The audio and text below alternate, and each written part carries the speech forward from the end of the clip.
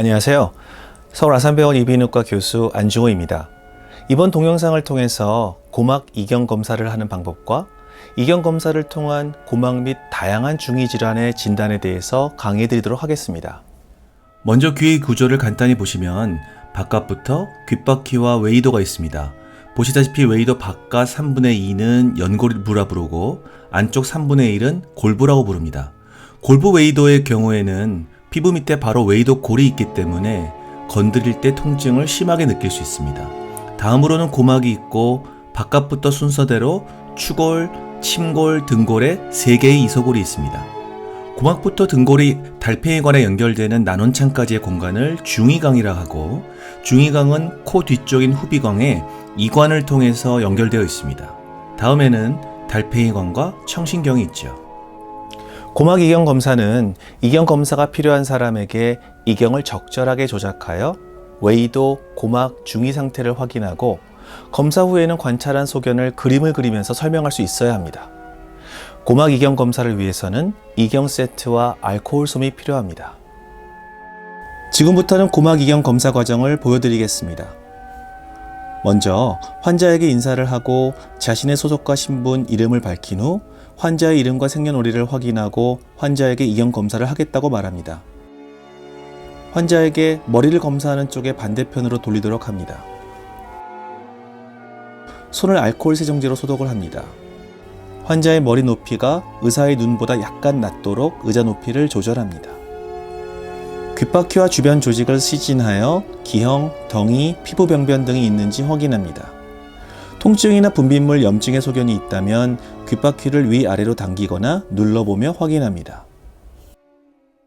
의사는 손을 알코올 세정제로 소독을 합니다. 이경의 전원 스위치를 켜고 불빛의 밝기를 확인합니다. 적당한 크기의 스페큘럼을 선택하여 끝을 알코올 솜으로 소독한 후 이경에 잘 고정시킵니다. 오른쪽 귀를 검사할 때는 의사가 왼손의 엄지와 집게 손가락을 이용하여 귓바퀴의 앞을 잡고 가운데 손가락을 귓바퀴 후면에 대고 나머지 손가락으로 고정한 뒤 귓바퀴를 약간 바깥쪽으로 잡아당깁니다. 이경을 넣는다고 말하고 움직이지 않도록 환자에게 주의를 준 후 부드럽게 이경을 진입시키면서 웨이도, 고막, 중이강 순서대로 관찰을 합니다. 고막의 색과 모양, 천공 여부 등을 확인합니다. 왼쪽 귀도 같은 방법으로 검사합니다. 이경을 환자의 귀에서 조심스럽게 제거합니다. 이경의 전원을 끄고 스페큘럼을 분리하여 알코올 솜으로 닦은 뒤 보관함에 넣습니다. 검사 결과를 기록지에 그리고 기록합니다. 검사가 끝났음을 환자에게 알리고 진찰 결과를 설명해 줍니다. 손을 소독합니다. 고막 이경 검사 과정을 잘 보셨나요? 검사 과정을 찬찬히 확인하고 익숙해지도록 노력하시기 바랍니다. 다음으로는 고막 이경 검사를 통해 진단할 수 있는 다양한 중이 질환에 대해서 말씀드리도록 하겠습니다. 먼저 정상 고막입니다. 우선 이경 검사를 통해 보이는 고막이 오른쪽 고막인지 왼쪽 고막인지 구분할 수 있어야 합니다. 실제 임상에서도 헷갈릴 수 있으므로 매번 오른쪽을 먼저 검사하고 다음으로 왼쪽을 검사하는 것이 실수하지 않습니다. 가운데 기둥처럼 보이는 추골의 작은 돌기인 위치와 추골의 기울기로 좌우측을 구별할 수 있는데, 추골의 돌기가 가리키는 방향이 환자의 코 방향이라고 생각하면 좋습니다. 정상 고막은 보이는 것처럼 얇고 투명한 막 안쪽으로 염증이 소견이 없는 것을 확인할 수 있습니다. 다음 사진은 우측 고막 소견인데 보시는 것처럼 A는 애뉴러스, T는 텐서 팀파니 텐던, 그리고 P는 프로먼터리, I는 인쿠스, C는 코다 팀파니 너브, O는 오버 윈도우, 그리고 R은 라운드 윈도우입니다. 번호들 중 중요한 것만 말씀드리면 2번은 short process of malleus, 3번은 handle of malleus, 4번은 음보, 6번은 유스타키오간, 8번이 스타피디얼 텐던, 이 정도를 아시면 좋을 것 같습니다. 지금부터 급성 중이염의 고막 소견에 대해서 말씀드리겠습니다. 중이염은 유병기간에 따라서 급성, 아급성, 그리고 만성 중이염으로 분류되고 그 밖에 고막의 천공 및 삼출액 유무에 따라 그리고 진주종 동반 유무에 따라서 분류됩니다. 중이염의 원인은 세균 혹은 바이러스 감염이나 이관 기능 저하 및 폐색, 그리고 중이염의 가족력이나 환경 요인이 의해서 잘 발생합니다. 특히 유소아의 이관은 성인과 달리 짧고 평평하기 때문에 코의 세균이 귀에 쉽게 넘어갈 수 있습니다. 급성 중이염은 1살 때부터 발생할 수 있으며 가장 높은 발병률은 생후 첫 2년경입니다. 사진에서 보시는 것처럼 급성 중이염 때 우선 고막이 매우 비정상적으로 부풀어 오른 것을 볼 수 있습니다. 고막도 일종의 피부이기 때문에 저렇게 부풀어 오르면 매우 심한 통증을 느낄 수 있죠. 급성 중이염 때 고막이 부풀어 오르다 터지면 이렇게 됩니다. 중이 내의 염증성 고름이 터진 고막을 통해 나오게 되는 것을 확인할 수 있습니다.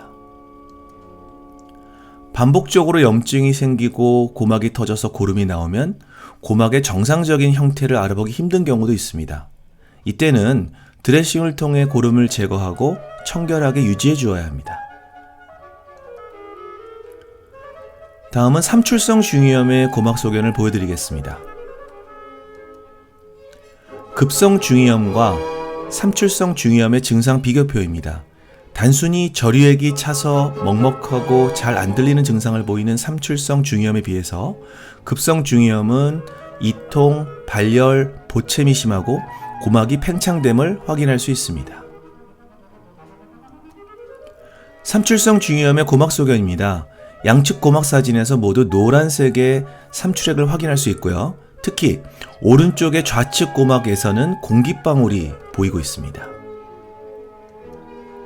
역시 양측 고막 소견에서 삼출액에 의한 공기방울이 보이고 오른쪽에 있는 좌측 고막 사진에서는 에어 플루이드 레벨이라 그래서 물컵에 물이 들어있는 것처럼 아래에 있는 삼출액이 위에는 공기가 있는 것을 관찰할 수 있습니다. 삼출성 중이염의 진단적 분류를 위해 서울 아산병원에서 제안한 분류표입니다. 정상인 그레이드 0부터 약간 안 좋은 그레이드 1, 그리고 음보를 기준으로 삼출액이 2분의 1 이하인 경우 그레이드 2, 이상인 경우엔 그레이드 3, 그리고 에어 버블이 안 보일 정도로 삼출액이 가득 차면 그레이드 4, 그리고 중이염의 후유증이 의심되는 그레이드 5까지 분류해서 진료할 것을 제안하고 있습니다. 만성 중이염의 고막 소견에 대해서 말씀드리겠습니다. 만성 중이염은 급성 혹은 재발성 중이염이 후유증으로 발생하거나 중이 환기관 탈출 후 그리고 만성적인 이관 기능 부전으로 인해 발생합니다. 만성 중이염은 2개월 이상 지속되는 고막 천공을 특징으로 하는데 구멍의 크기와 위치를 정확하게 기술하는 것이 중요합니다. 우선 말레우스 핸들을 기준으로 엔테로 수피리어, 엔테로 인피리어, 포스테로 인피리어, 포스테로 수피리어로 나눕니다. 그리고 구멍의 크기는 핀포인트 혹은 스몰, 그 다음에 고막의 4분의 1보다 작을 경우에는 moderate, 그보다 크면은 large, 거의 정상 고막이 없는 경우에는 total 혹은 near total perforation으로 기술합니다. 그래서 만성 중이염을 보고할 때는 perforation의 위치와 크기를 같이 기술하는 것이 중요합니다. 왼쪽에 보이는 우측 고막 사진은 anterior inferior small perforation이 있는 만성 중이염입니다. 오른쪽 고막 사진은 anterior inferior moderate 혹은 large로 표현할 수 있는 만성 중이염입니다. 다음은 왼쪽 고막 사진부터 posterior inferior small perforation, 오른쪽 사진은 posterior large perforation이 있는 만성 중이염 고막 소견입니다. 양쪽 사진 모두 near total perforation이 있는 만성 중이염 고막 소견을 보여주고 있습니다. 이렇게 고막 천공이 있는 경우엔 중이강 내부를 관찰해서 이소골의 이상이나 점막의 병변이 동반되어 있지 않은지 확인합니다. 진주종성 중이염의 고막 소견에 대해서 말씀드리겠습니다. 진주종성 중이염은 선천성 진주종과 후천성 진주종으로 나눌 수 있는데 후천성 진주종의 경우에는 상피세포 침범, 고막 함몰, 기저세포 증식, 그리고 편평세포 화생에 의해 발생하는 것으로 알려져 있습니다. 진주종성 중이염은 고막 속에서 보시는 것처럼 고막의 윗부분인 상고실이 함몰되거나 파괴되어 이를 통해 케라틴이 쌓여서 진행합니다. 오히려 아래쪽의 고막은 정상처럼 보이는 경우가 비교적 흔합니다. 선천성 진주종은 출생 당시 우연히 중이강에 있던 상피세포가 점점 자라서 진주처럼 동그랗게 고막 이경 검사를 통해 비쳐 보이는 것입니다. 역시 수술을 통해서 치료합니다. 여러 가지 고막 이경 검사를 통해 할 수 있는 진단에 대해서 말씀드리도록 하겠습니다. 만성 중이염 등으로 지속적인 염증이 있고 진물이 나온다면 곰팡이, 즉 진균이 자랄 수 있습니다. 치료는 드레싱을 열심히 하고 항진균제를 도포하거나 근본적인 원인을 제거하기 위해서 수술을 합니다. 외부에서 이물질이 귓구멍으로 들어갈 수도 있습니다. 오른쪽 고막 사진에서 보시는 것처럼 귀걸이가 귓구멍으로 빠진 경우이고, 왼쪽 고막 사진은 교통사고를 당한 환자의 외이도에 유리 조각들이 박혀있는 사진입니다.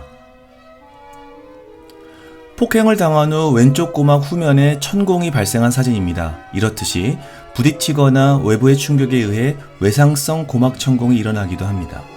오른편의 사진은 왼쪽 고막에 천공은 없지만 고막의 피부에 염증이 생겨서 고름이 나오는 염증성 고막염 사진입니다. 왼쪽에 보이는 왼쪽 고막 사진처럼 고막에는 습진성 질환이 생길 수 있으며 이때 매우 가려움증을 호소합니다. 오른쪽에 보이는 역시 왼쪽 고막 사진에는 만성적인 이관기능 부전 혹은 중이환기관 삽입술 후 후유증으로 고막이 위축되고 일부가 변형되어서 안으로 늘어붙을 수가 있습니다. 삼출성 중이염을 치료하기 위해 중이환기관을 삽입한 고막 소견입니다. 중이환기관은 보통 고막의 엔테로 인피리어 포션에 위치하게 됩니다. 이상으로 고막 내시경 검사 방법 및 중이질환의 진단에 대해서 설명드렸습니다. 필요할 때마다 반복해서 시청하시기 바랍니다. 강의를 모두 마치겠습니다. 감사합니다.